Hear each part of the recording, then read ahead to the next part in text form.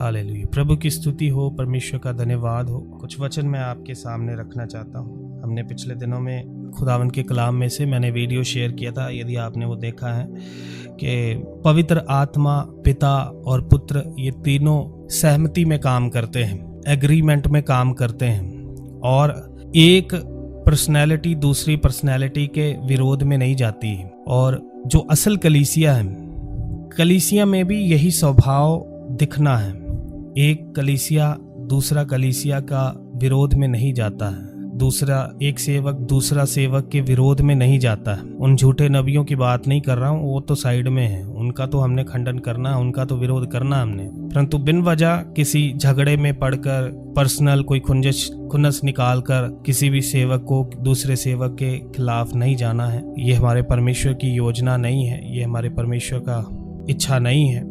बिन वजह किसी सेवक का हमने विरोध नहीं करना है, बिन वजह किसी कलीसिया में भाई बहनों का हमने विरोध नहीं करना है। वचन को लेकर यदि कोई गलत करता है या उपदेश में कोई मिलावट करता है तो वहां पर हमने खड़े होना है, सामना करना है, विरोध करना है, परंतु अन्य चीजों के लिए हमने किसी भी बात में विरोध नहीं करना है। तो हमने प्रभु के कलाम में से सीखा था कि पिता परमेश्वर और पुत्र और पवित्र आत्मा ये तीनों आपस में सहमत हैं, एक ही बात में, एक ही एग्रीमेंट में ये काम करते हैं। बाइबल में लिखा है कि परमेश्वर ने जब उत्पत्ति में बनाया आदम को, तो परमेश्वर ने कहा, आओ हम मनुष्य को अपने स्वरूप और अपनी समानता में बनाएं। तो वो हम जो है वो त्रिएक परमेश्वर को दर्शाता है। हालेलुया। तो परमेश्वर हम शब्द का प्रयोग करते हैं। जब आप बाइबल पढ़ते हैं, पहली सदी की कलीसिया की जब स्थापना हुई, पतरस पहली बार खड़ा होकर प्रचार करता है, तो उसके साथ 11 चेले साथ में खड़े हैं, सहमति में खड़े हैं, एग्रीमेंट में खड़े हैं। फिर पौलुस की पत्री में हम देखते हैं कि पौलुस जब भी पत्री में अपने बात करता है, कलीसिया से इंटरेक्ट करता है, तो कलीसिया से बात करते वक्त भी वो हम शब्द का प्रयोग करता है, हम शब्द का प्रयोग करता है। जैसे कि कोलिसियों 1:28 में लिखा है जिसका प्रचार करके हम शब्द का यहाँ पर मेंशन किया गया है, जिसका प्रचार करके हम हर एक मनुष्य को चेतावनी देते हैं और सारे ज्ञान से हर एक मनुष्य को सिखाते हैं कि हम हर एक व्यक्ति को मसीह में सिद्ध करके उपस्थित करें। हालेलुया। पौलुस भी हम शब्द का प्रयोग करता है। ये एक बार नहीं, आप जब पौलुस की पत्रियां पढ़ेंगे तो बार बार आपको हम शब्द जो है वो दिखाई देगा, यूनिटी दिखाई देगी, एकता दिखाई देगी। हालेलुया। कहता है जिसका प्रचार हम करते हैं, यदि उसे छोड़कर कोई दूसरा प्रचार तुमने सुना है, गलातियों में भी वो बात करता है, तो हम शब्द का प्रयोग पौलुस भी करता है। हालेलुया। और प्रभु यीशु मसीह भी जब धरती पर आए तो उन्होंने भी कहा, मैं और पिता एक हैं। यूनिटी को दिखाते हैं, एकता को दिखाते हैं। पवित्र आत्मा के विषय में प्रभु यीशु मसीह ने कहा, जब पवित्र आत्मा तुम पर आएगा तो वो मेरे विषय में लिखी हुई बातें तुम्हें याद कराएगा। दे आर इन यूनिटी, वो एकता में है, सहमति में है। हालेलुया। तो वैसे ही कलीसिया में भी एक झुंड होकर रहना, एकता में रहना, एक यूनिटी में रहना लाजमी है। हालेलुया। तो कुछ वचन मैं आपके बीच में रखता हूँ, पिता पुत्र पवित्र आत्मा हमारे जीवन में कैसे काम करते हैं। अगर हम, क्योंकि अलग अलग डॉक्ट्रिन बने हैं, कोई सिर्फ पिता को मानता है, ओनली यहोवा करके एक है, यहोवा विटनेस करके है, वो सिर्फ यहोवा को ही प्रेफर करते हैं, यीशु मसीह को वो निगलेक्ट करते हैं, यीशु मसीह को बिल्कुल डाउनग्रेड करके वो उसको प्रीच करते हैं। यहोवा विटनेस वाले जो हैं वो यीशु मसीह को एक स्वर्गदूत करके बताते हैं, वो परमेश्वर की सृष्टि करके यीशु मसीह को बताते हैं। बट हम जानते हैं कि यीशु मसीह कौन है। यीशु मसीह के विषय में लिखा है, यशाया की पुस्तक उसका 9:6 में लिखा है, और वहाँ पर यीशु मसीह को एक नाम दिया गया है, अनादि पिता करके, सर्वशक्तिमान परमेश्वर करके उधर नाम दिया गया है। और हम खुदावन के वचन में पौलुस की पत्री में पढ़ते हैं, पौलुस यीशु मसीह के विषय में कहता है कि परमेश्वर ने देह धारण किया है करके वो लिखता है। गॉड मैनिफेस्टेड इन फ्लैश करके पौलुस अपनी पत्री में लिखता है। 1 तीमुथियुस 3:16 में आप उसके लिए पढ़ सकते हैं। तो हम जानते हैं प्रभु यीशु मसीह कौन है, परंतु यहोवा विटनेस वाले यीशु मसीह को उसको एक स्वर्गदूत करके, एक सृष्टि करके, ना कि सृष्टिकर्ता करके, एक सृष्टि करके, एक रचना करके दिखाते हैं। परंतु हम जानते हैं यीशु मसीह सृष्टि करता है और बाइबल बताती है सब कुछ उसी के द्वारा और उसी के लिए रचा गया। तो हमारे जीवन में फिर वो पवित्र आत्मा को पवित्र आत्मा नहीं पुकारते हैं, वो पवित्र आत्मा को पवित्र शक्ति पुकारते हैं। वो नहीं मानते कि पवित्र आत्मा एक पर्सनैलिटी है करके, वो यकीन नहीं रखते हैं, वो पवित्र आत्मा को एक सामर्थ करके मानते हैं। फिर हम देखते हैं मिशन है कि एंड टाइम चर्च जो है ओनली जीसस वाले हैं, वो लोग सिर्फ यीशु मसीह को ही कहते हैं कि वही पिता है, वही पवित्र आत्मा है, जो आधा सच है पर पूरा सच नहीं है। परमेश्वर त्रिएक परमेश्वर है, उसके लिए आप वचन देख सकते हैं बाइबल में। पहला यूहन्ना 5 अध्याय, आपके हिंदी बाइबल में ये नहीं लिखा है, इंग्लिश में लिखा है NKJV में। यूहन्ना की पहली पत्री 5 अध्याय, उसका यदि आप पढ़ते हैं 7 वचन लिखा है, for there are 3 that bear witness in heaven, the Father, the Word and the Holy Spirit. Hallelujah. ये कहता है स्वर्ग में 3 गवाह हैं, 3 गवाहियां हैं स्वर्ग में। आपके बाइबल में 3 पृथ्वी की गवाहियां बताई गई हैं और उसमें लहू है, पानी है और आत्मा। आपके धरती की 3 गवाहियां बताई गई हैं। धरती पर 3 गवाह हैं हमारे लिए। पानी ने गवाही देनी है हमारे विषय में कि हमारा बपतिस्मा हुआ है, हमने मसीह को पहना है, पानी ने गवाही देनी है। लहू ने गवाही देनी है कि लहू के द्वारा हम शुद्ध हुए हैं। हालेलुया। यीशु मसीह के लहू ने गवाही देनी है। लहू बोलता है, लहू गवाही देता है, जैसे हाबिल का लहू बोलता है और परमेश्वर को वो कैन के विरुद्ध में गवाही बोलता है, वैसे ही यीशु मसीह का लहू हमारे लिए बोलेगा कि ये मेरे द्वारा शुद्ध हुए। और तीसरी पवित्र आत्मा की गवाही, पवित्र आत्मा जिसने हमारे माथे पर मोहर दी है। इफिसियों की पत्री में शायद लिखा है 1 अध्याय में 13 वचन शायद, 3 गवाह हमारे धरती पर है जिन्होंने सल्वेशन के लिए हमारे विषय में गवाही देना। 3 गवाह हमारे लिए स्वर्ग में हैं। For there are 3 that bear witness in heaven, the Father, the Word and the Holy Spirit. Hallelujah. पिता, वचन यानी पुत्र और पवित्र आत्मा, ये 3 गवाही। ये वचन आपके बाइबल में नहीं है, हिंदी बाइबल में नहीं है, पंजाबी में नहीं है और किसी भी इंग्लिश बाइबल में नहीं है सिवाय NKJV और KJV के। यूनानी भाषा में भी ये आपको वचन मिलेगा, ओरिजिनल टेक्स्ट जो है ग्रीक लैंग्वेज में, उधर भी आपको ये वचन मिलेगा। आप अपनी स्क्रीन पर देख सकते हैं। अब इसका क्या हिस्ट्री है खुदा जाने, प्रभु जाने क्यों निकाल दिया गया, यानी त्रिएकता को लेकर क्या कोई कंफ्यूजन ना हो शायद इसलिए, परंतु यहाँ पर लिखा इन तीनों का काम है हमारे जीवन में। आप सिर्फ यहोवा परमेश्वर को पकड़ कर रखेंगे तो मुक्ति तो यीशु मसीह में है जिसने जान दी आपके लिए, है जी। और आप सिर्फ यीशु मसीह को पकड़ कर रखेंगे, पवित्र आत्मा को बिलीव नहीं करेंगे तो पवित्र आत्मा हमें शुद्ध करता है, पवित्र आत्मा हमें परमेश्वर की विधियों पर चलाता है। एक को अगर हम नहीं मानते हैं तो दूसरे का इनकार हम खुद ही कर देते हैं, क्योंकि पिता यीशु पर विश्वास करने के लिए कहता है, यीशु पिता पर विश्वास करने के लिए कहता है और पवित्र आत्मा हमें यीशु की ओर ड्राइव करता है। उसके लिए हम कलाम में से पढ़ेंगे यूहन्ना का सुसमाचार। इसी बात को लेकर एक प्रचारक वही इधर आए थे और उन्होंने बाइबल पर हाथ मारकर प्रचार किया था कि बाइबल में एक भी आयत ऐसी नहीं है जहां पर लिखा है कि यीशु मसीह खुद मुर्दों में से जिंदा हो गए। और उन्होंने क्या किया, एक आयत पढ़ाया कि पिता ने उन्हें मुर्दों में से जिंदा किया, जहां पर लिखा है कि पिता ने उन्हें मुर्दों में से जिलाया। तो बाइबल में उन्होंने दावा किया हाथ मार के कि एक भी आयत ऐसी नहीं। तब मैंने उनको कॉल किया, मैसेज किया, कॉल किया, बात हुई मेरी। मैंने कहा ब्रदर आपने यीशु मसीह को बिल्कुल जीरो बना दिया, यही तो ट्रिनिटी है।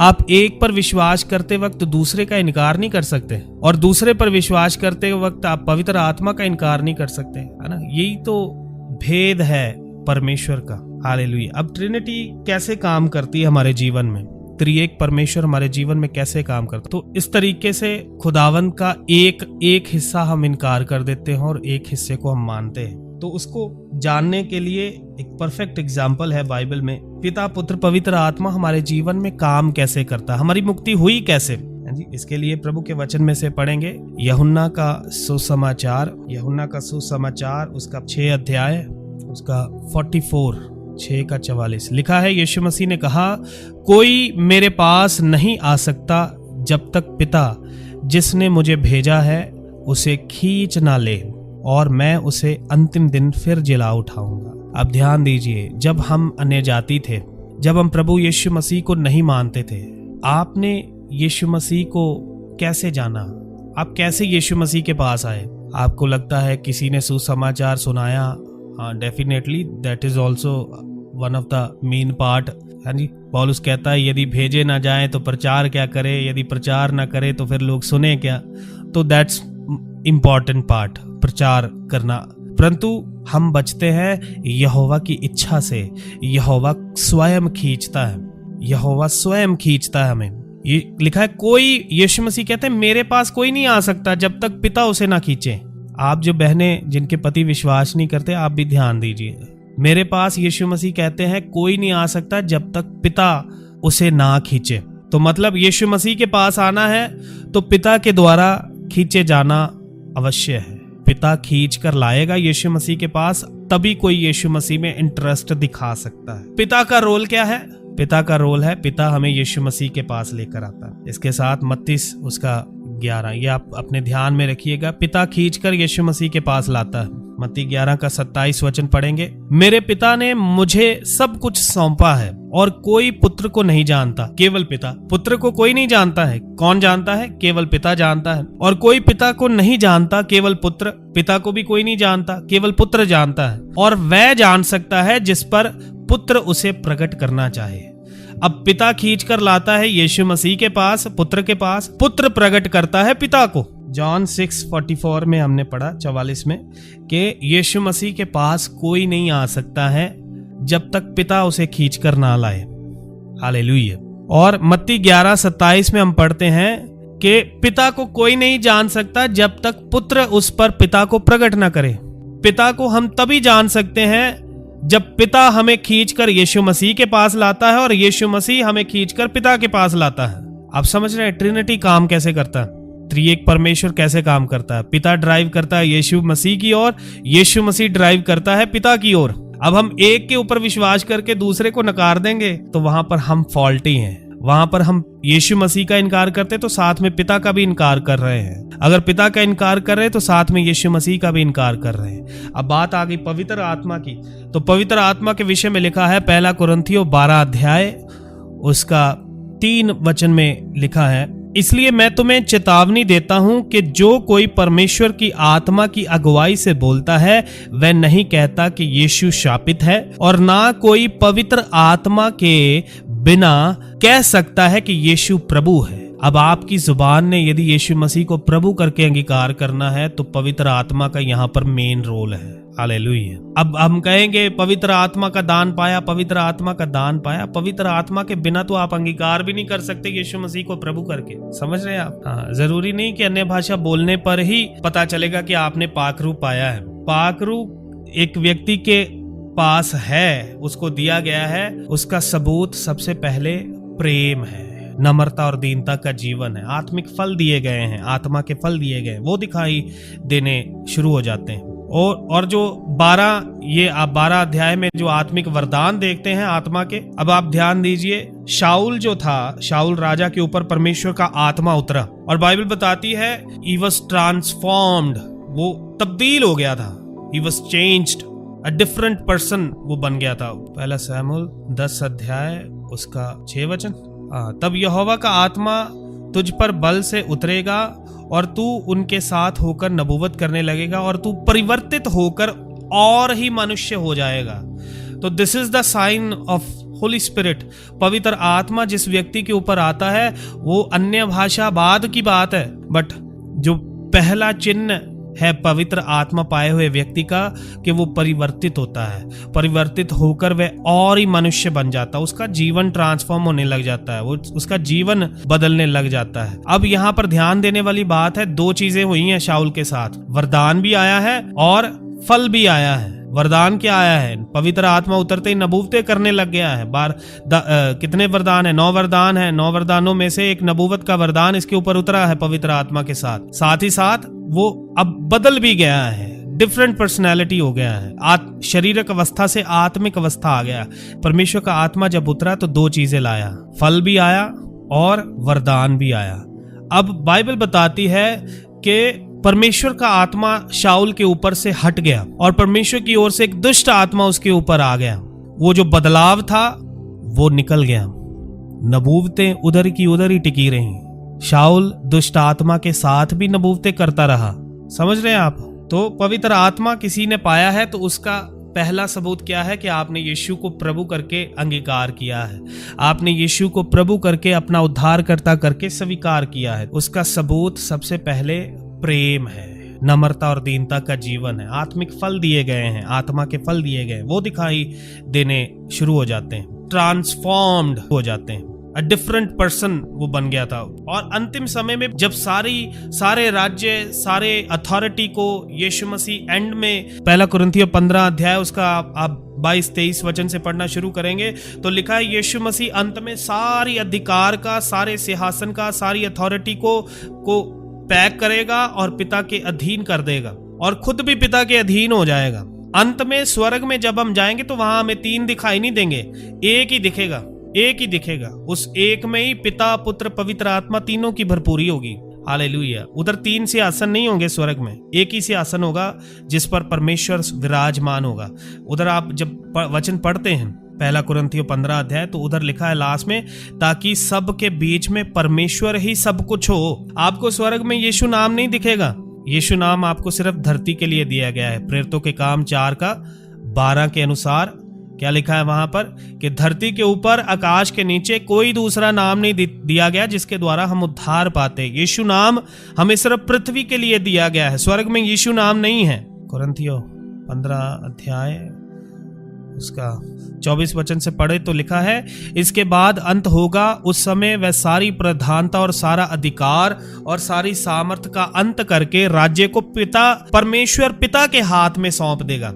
अभी जो यीशु मसीह कहते कि पिता ने मुझे सब कुछ सौंपा है, एट द लास्ट यीशु मसीह वो सारा रिटर्न करेगा पिता के चरणों में। क्यों करेगा? पूरा पढ़ते हैं। लिखा है, क्योंकि जब तक वह अपने बैरियों को अपने पांव के तले ना ले आए तब तक उसका राज्य करना अवश्य है। सबसे अंतिम बैरी जो नष्ट किया जाएगा वह मृत्यु है, क्योंकि परमेश्वर ने सब कुछ उसके पांव तले कर दिया। परंतु जब वह कहता है सब कुछ उसके अधीन कर दिया गया है, तो प्रत्यक्ष है कि जिसने सब कुछ उसके अधीन कर दिया वह आप अलग रहा। जिसने अधीन किया है यीशु मसीह के, वो खुद अधीन नहीं हुआ यीशु मसीह के। तो यहाँ पर टोटली एक डिफरेंट पर्सनैलिटी हमें देखने के लिए आती है।